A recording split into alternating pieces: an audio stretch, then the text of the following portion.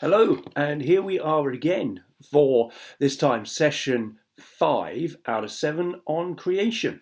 So we have been through the 6 days that God has created earth. He's created the heavens and skies, he's separated water, he's created the animals, and he's created human beings. And so today we are looking at that seventh day, which is all about rest. And we're looking at today particularly what the importance of rest is, but what did God ordain day 7 for? What did God mean day 7 was meant to be all about? So we're going to read from Genesis 2 verses 1 to 3 in a minute, and we're going to look at all of that in terms of rest. But before we do, question to throw out to you is, what does the word rest mean to you? What does the word rest mean to you? It's that word rest.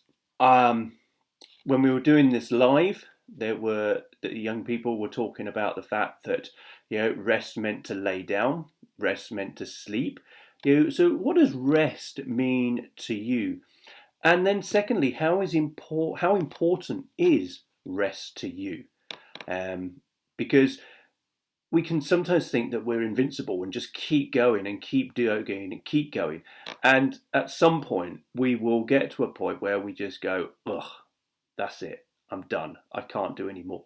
At the same time, if we do that and we keep going, then we're not being healthy for ourselves. We're not keeping our body healthy. We're not keeping our mind healthy.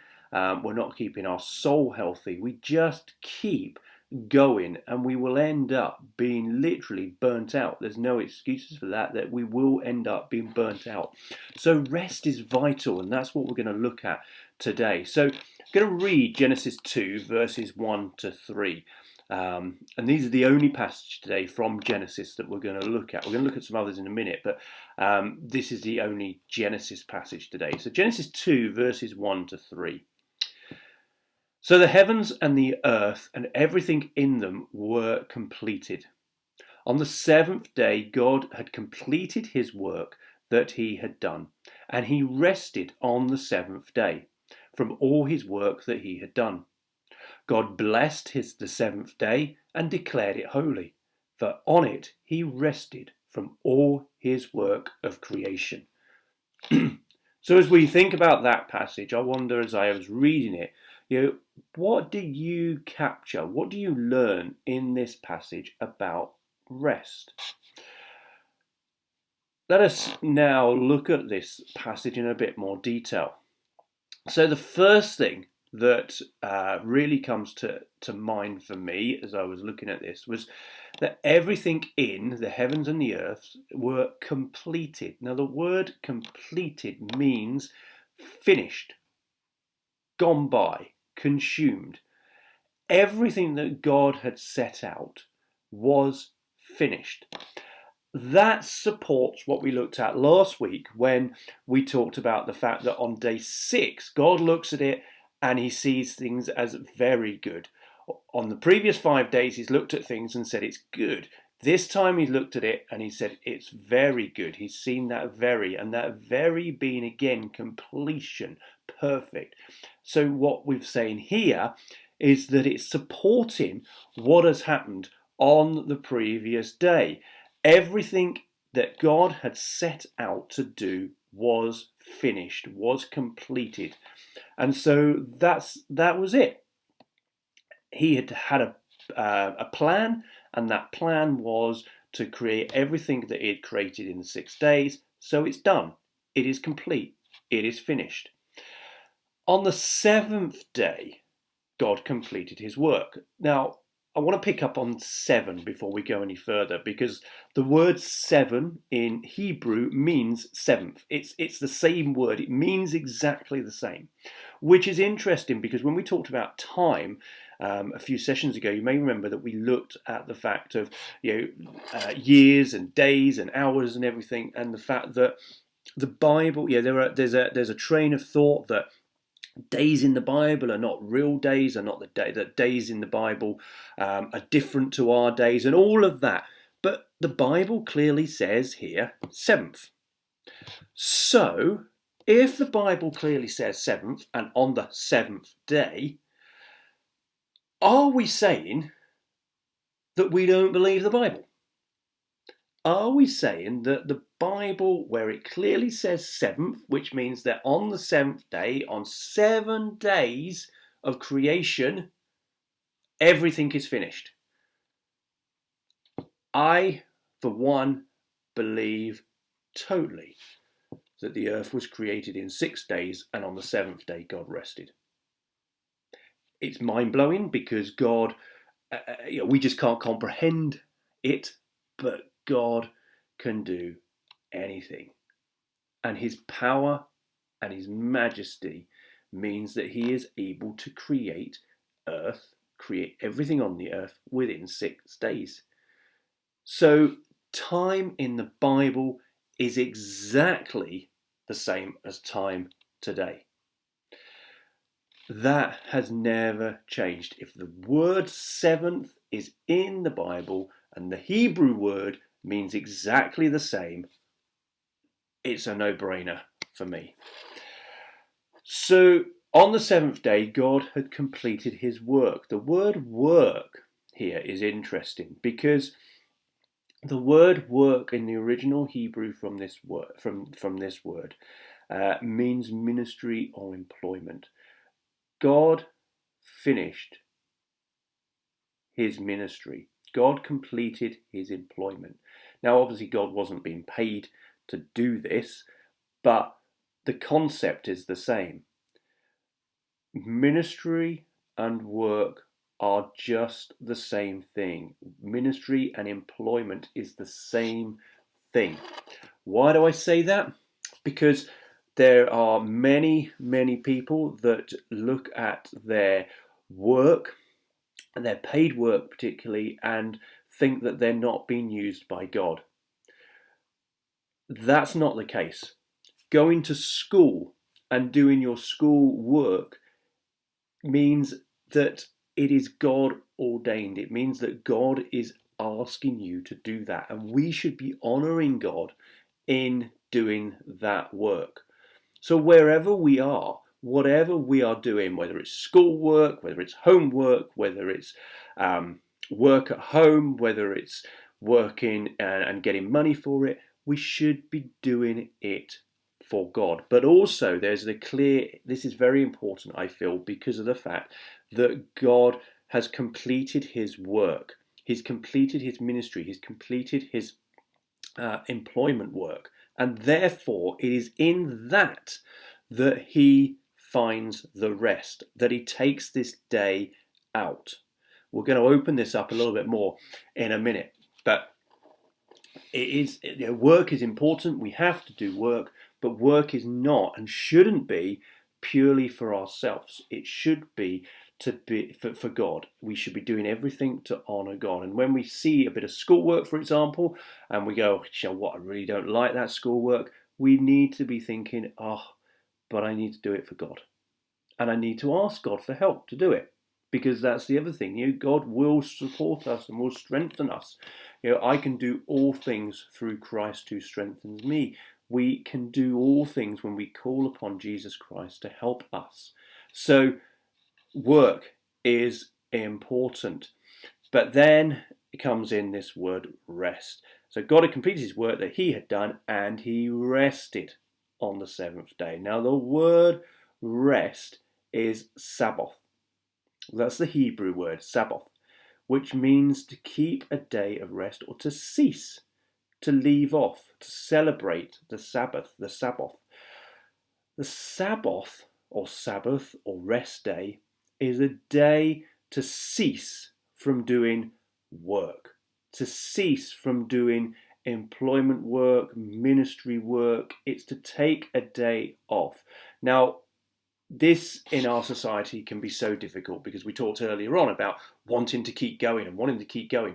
And if we don't take that Sabbath day, that 7th day, then we just burn out. And we talked about that earlier on. But the other thing within this is that having that seventh day is so key. If God had intended us to just keep working, so do 6 days and 6 days and 6 days, he wouldn't have added the seventh day in. It's obvious. So adding that seventh day means that rest is important.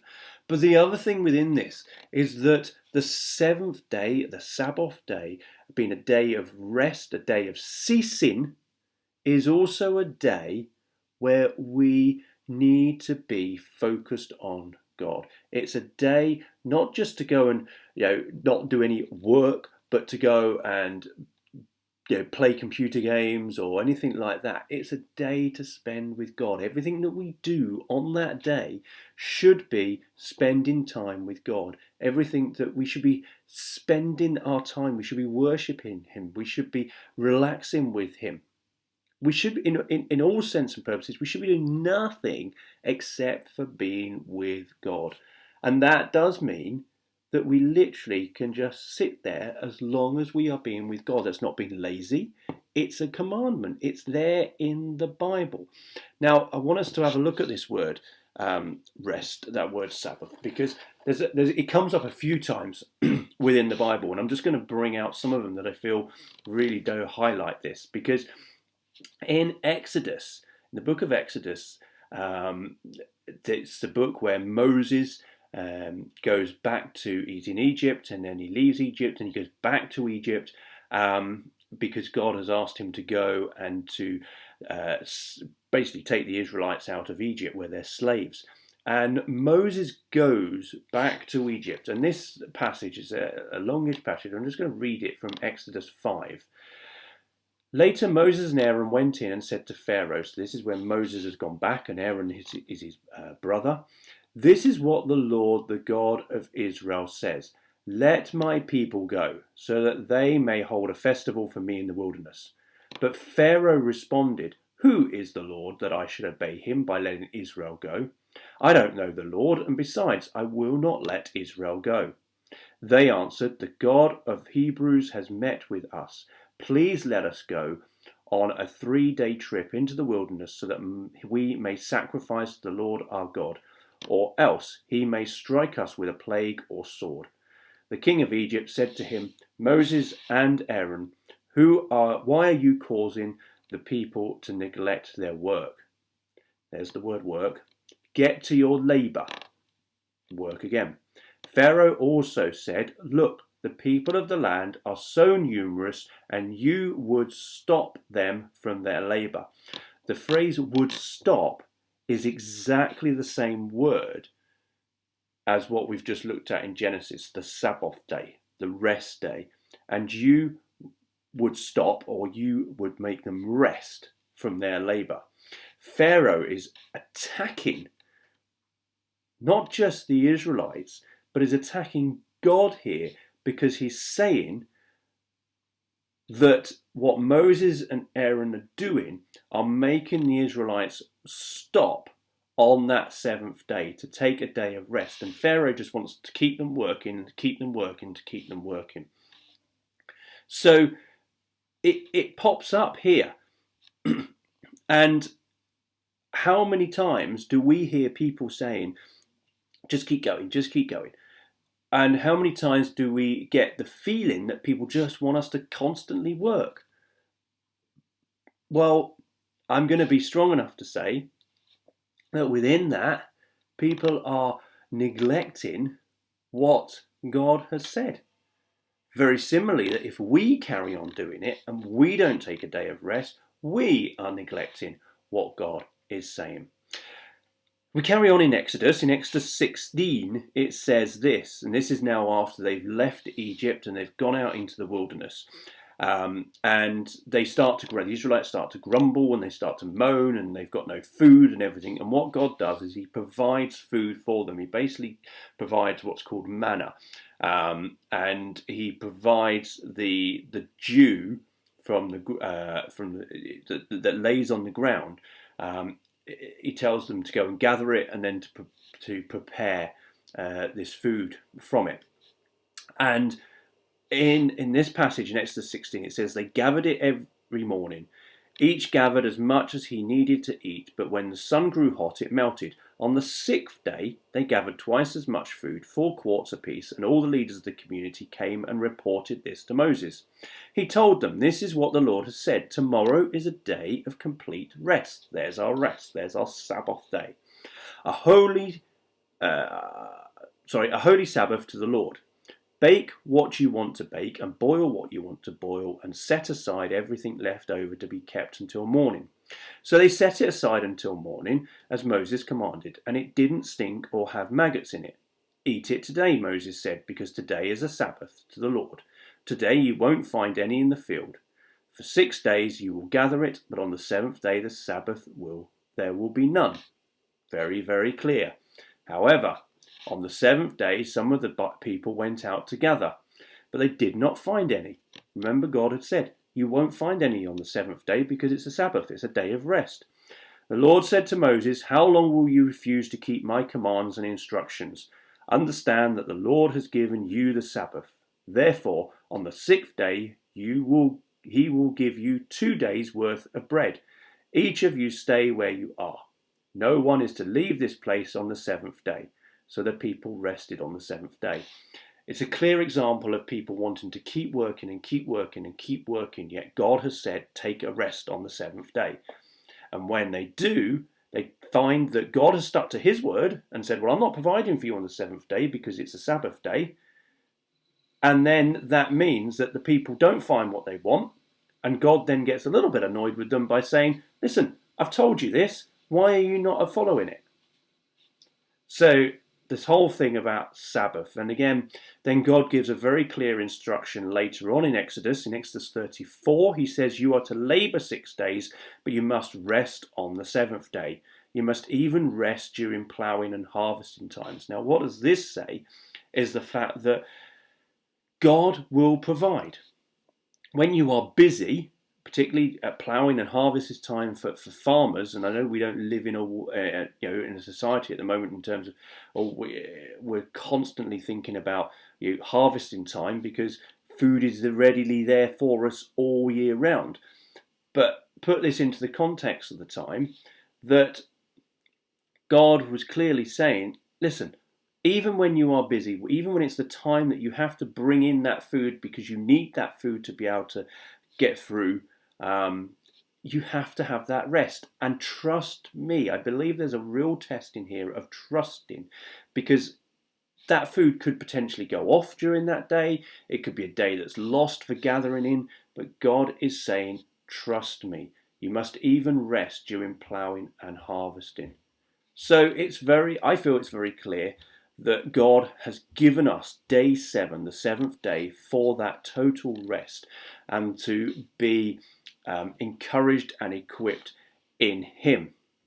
So carrying on with Genesis 2, God blessed the 7th day and declared it holy, for on it he rested from all his work of creation. The whole thing about God blessed, we've talked about blessed a number of times before, but he declared it holy.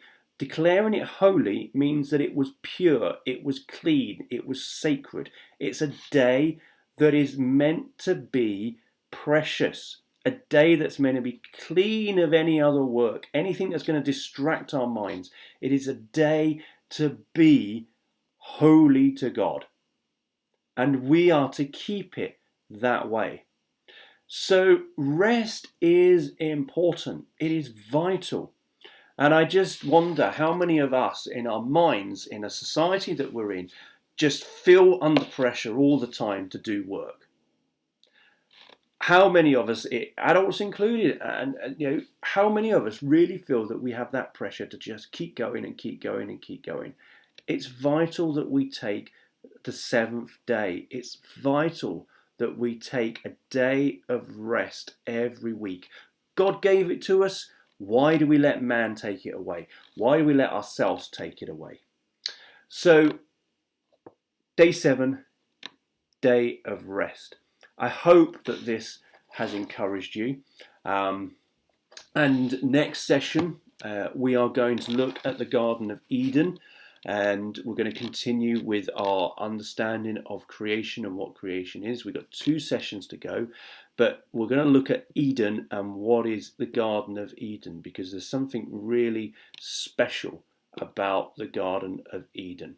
So be blessed, and I look forward to catching up with you next week. Bless you.